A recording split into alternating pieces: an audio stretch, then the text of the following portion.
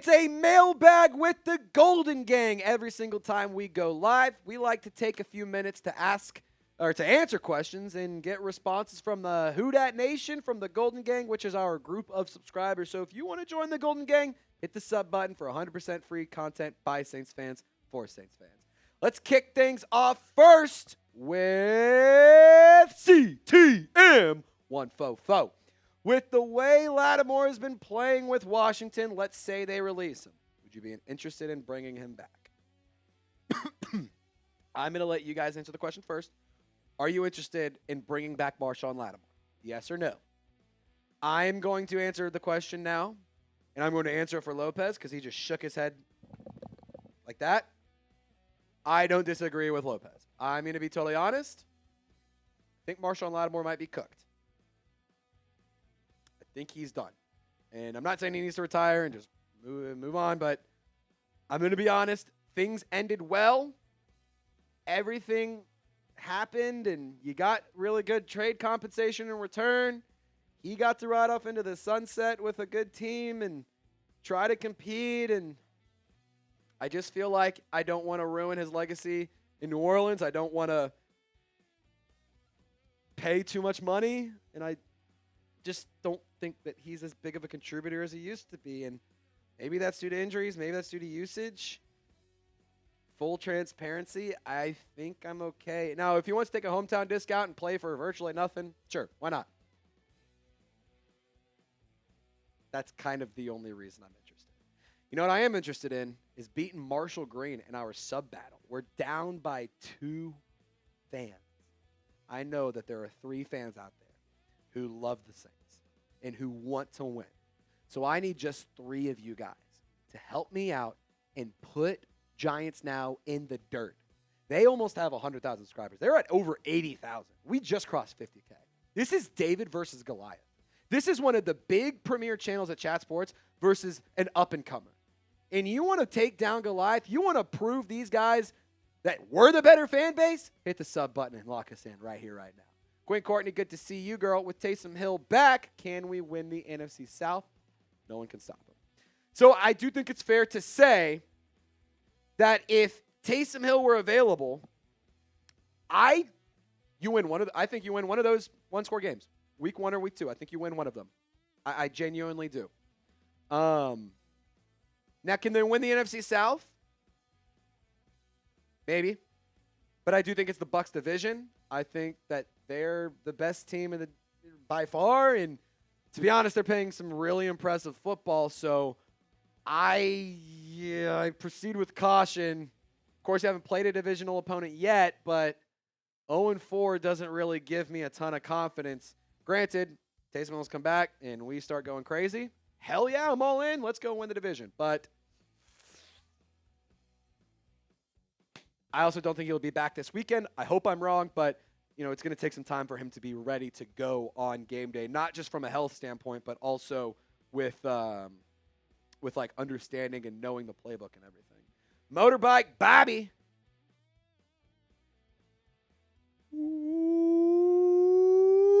Pig Suey. I can't believe, I'm going to answer this question in a second, Bobby. I can't believe we live in a world where Bobby Petrino is the head coach of the Arkansas Razorbacks. And I also can't believe we live in a world where we're talking about Bobby Petrino and John Gruden coaching the Arkansas Razorbacks. Ridiculous. I'm an Arkansas grad. I'm a fan. I'm an alum. Crazy time to be a hog. Now, could you see the Saints trading Kamara with the emergence of Kendre Miller? I actually think that this is a good question, Bobby.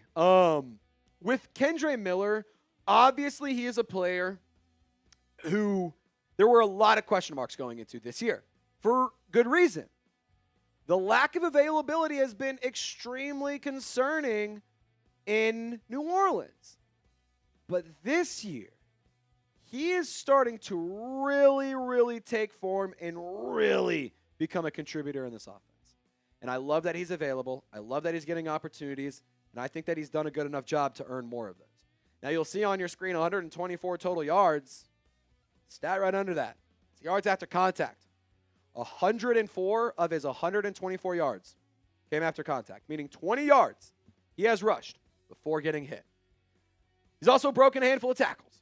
He's been a player who's extremely elusive, leads the NFL in elusive rating according to Pro Football Focus through 4 weeks.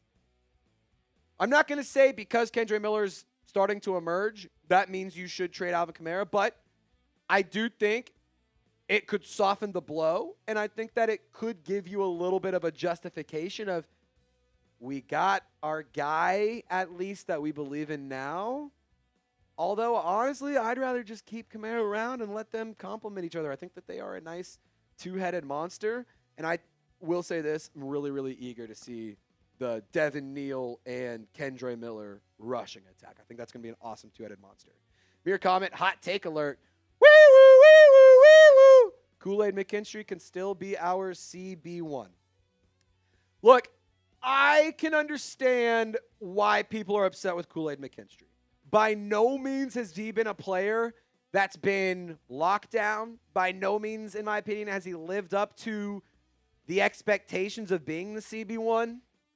But in week 3, he had a really, really weak performance. Week 4 responded fairly well, had a higher tackling grade, had a higher run defense grade, played better in coverage. I think that he's still got a lot of work to do. He didn't miss any tackles last week against the Bills, which is a nice sign. He just needs to find ways to get after it. I don't know what's going on with McKinstry. All the reports around him this summer were that he was looking like one of the best players on the defense, and he was one of the most reliable parts of the squad, and he was supposed to have a huge year, and it was all exciting and yada, yada, yada. But can't sit here and lie to you. I've been kind of underwhelmed with Kool-Aid McKinstry. I say that as a fan of his, and I want him to work out, and I hope that he can work out. I don't think it's let me kind of. I don't think that this is a hot take that he can still be the CB1. I think that it can be, but he's got to play much better if he wants to be CB1. That right there is no mystery. Let's tell you guys really quickly about today's presenting sponsor. Get back to questions here in just one moment, but today's video brought to you by PrizePicks. I absolutely love PrizePicks. I play it every single weekend. And to be honest, it's one of those things that's really, really cool too because I'm able to stay locked in all year long on PrizePicks. They don't just have regular week-by-week projections. I put down a bunch of projections in the preseason so that way I could stay invested all year long, and you can do the same thing, and you can get a pretty sweet deal. $50 in lineups after you play your first $5 lineup if you use code CLNS when you download the PrizePicks app. Now, if you want to know how this game works, you just pick 2 to 6 players, more or less, on their projected stats, and if you get them right, you're walking home with some cheddar. $20 wins you $120 with this lineup. Cam Scattaboo, Chris Olave, 2 players, 2 plays, find the end zone twice. Your boy is cashing in on some absolute banging money right there. Now, PrizePicks is the only app that also offers stacks, and you may not know what that means. Stacks is when you can pick the same player up to 3 times in the same lineup, and if you want more on Josh Allen's passing yards, rushing yards, and touchdowns, that's a stack. You can pick all of them in the same lineup only over on PrizePicks. You can also follow other players directly on the PrizePicks app and copy their lineups in one click, whether it's a friend, celebrity partner, or just somebody whose picks you are in love with. Hit the follow button and check out every lineup they create in the new feed tab on PrizePicks.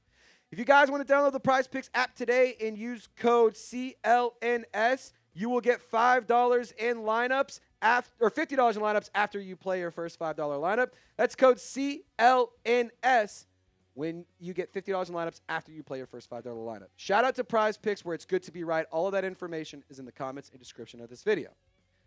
Jambalaya Jesus, that's actually hilarious. I'm getting tired of Chase Young. What do we do to end all of this? Jambalaya, I'm with you, man. Tired of it too. Really just fed up with Chase Young not being available. Being made $17 million a year. Get on the field. I don't know if you point the finger to the medical staff. I don't know if you point the finger to the coaches. I don't know if you point the finger to Chase Young specifically. I'm with you, man. I'm tired of it. Like, what do we need to do on all this? Get healthy, I guess. Cutting him or trading him isn't really going to do anything. Even if you wanted to trade him, you're not going to get anything in return because he hasn't played. Wait is my answer. Wait, Lopez, do you have anything? Because, I wish I had a better answer, but, I think you just got to wait it out, man. Like, I think you just got to nut up and just deal with it. Sucks. I think that's what the approach has to be right now. There's been some sort of malpractice that has taken place. Someone has lied. Yes. We've had this conversation. But if Chase Young doesn't, say this keeps him out for 75% of the season, I could see a world where the Saints don't bring him back next year. You're already in the middle of a rebuild. It's not like Chase Young is the youngest guy anymore, and he already has injury problems. Yep. Maybe he's not on this team next year if you're missing this many games. Yeah, like we're the best paying you for abilities. nothing. The best ability is availability, and for the love of God, if given the opportunity to have Chase Young, who will probably miss time, or Reuben Bain Jr. Yeah, I'll take the rookie contract with the dude who can play instead of the guy who's going to cost me $17 million and not be fucking available. Like, I say this as the guy who's been a supporter and somebody who's defended Chase Young multiple times. But at some point, I don't know what to tell you. Get on the field. At some point, either go on IR or get on the damn field. Like, it's crazy that we have to even have this conversation. Get on the field or go on IR. And if this is just going to come down to be the greatest swindling of all time and the biggest instance of highway robbery against the Saints, good for Chase Young, good for his agent. Get him the hell off my team. If that's the case, get him gone. If he wants to play and he wants to get on the field, cool. Awesome.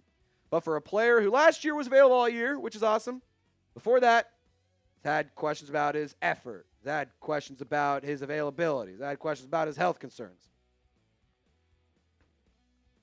My patience is running thin. And just full transparency, being ruled out on a Wednesday, that's not a good look. And for what – this was supposed to be a minor injury. The New Orleans Saints told us it was a minor injury. Chase Young laughed it off and said, hell no, this is not going to keep me out for a long time.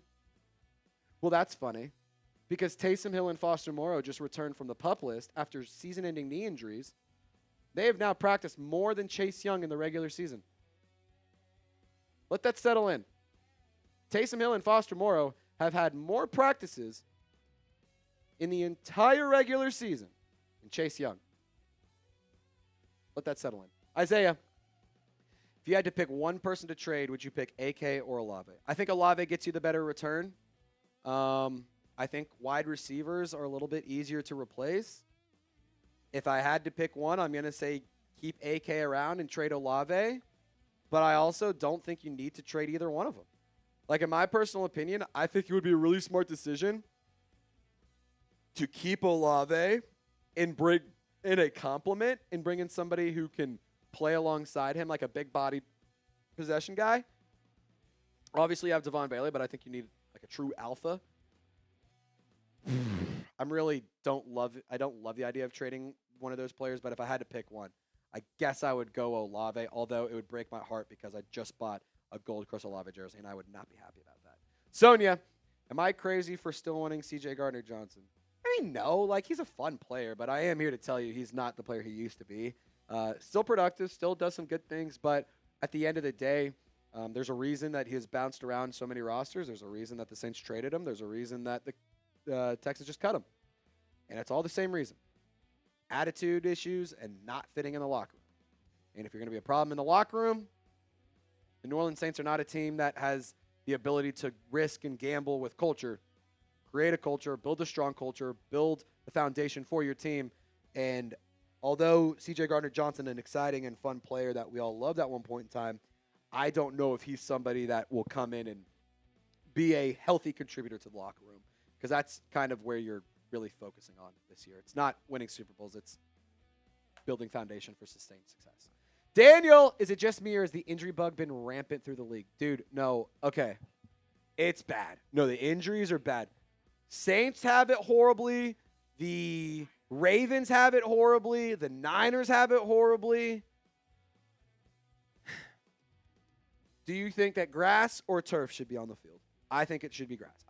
I understand that the rich asshole billionaires, the dudes in the suits, want to pocket watch and want to maximize their profits. But Roger Goodell, I'm here to tell you right now, you're going to lose a lot more money than gain money if you keep losing your all-stars and your faces of the league to season-ending injuries, because you're a cheap bastard and refuse to tell the whole entire league to just go to grass. Like, turf's got to go, man. Turf has got to go in the league. It's a problem. MetLife specifically is an issue. SoFi is a problem. The Superdome, we're seeing a lot of these injuries happen. Like, I'm going to be totally honest.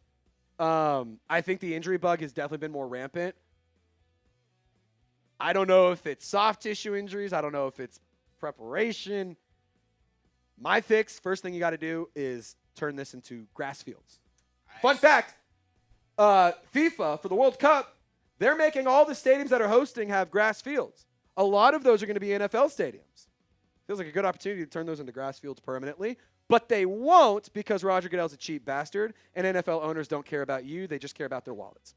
Go ahead. I actually had to do a little research project back in college about this. Really? Really. Inform us. And I don't remember all the stats, but it was so drastically like anybody on turf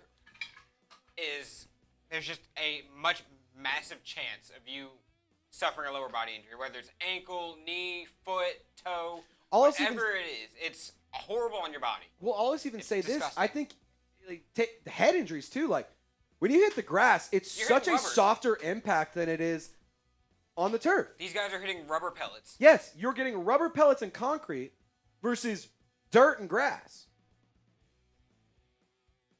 Daniel, I don't disagree with you, bro. I don't disagree with you. We appreciate you guys for tuning in. Any more questions, Lopez? Or we about signed up? All right, I think we got couple more to go through. If not, no big deal. Friendly reminder, subscribe to the channel, turn on your notifications because we do go live on game days every single Sunday. We go live Mondays for Overreaction Monday and have some fun, and then Thursdays to get you ready for game day. When do you expect Taysom Hill and Foster Moreau to play from spooky season? So the 21-day return window has officially been opened, so it will be in the next 3 weeks.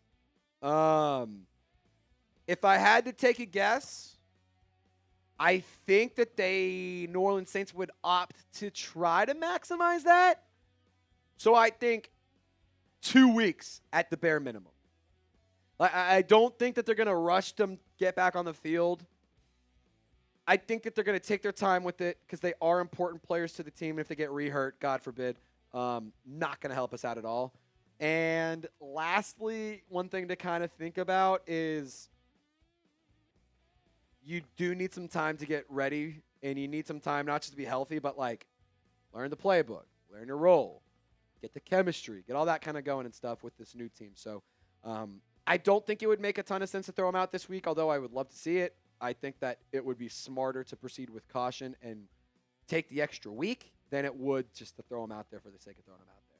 Appreciate you guys for tuning in to today's video. My name is Trace Gerard on behalf of Loco Lopez. We appreciate y'all for tuning in to our mailbag edition of Saints Now. The Golden Gang brought the heat today, and they bring it every single week. And you can join the Golden Gang for 100% free if you subscribe to the channel. Tune in on Sunday to our watch party. We'll be live 1 hour before kickoff. Got some fun giveaways, got some fun stuff to do, and some drinks to put down. Y'all stay golden, and we'll see you for game day.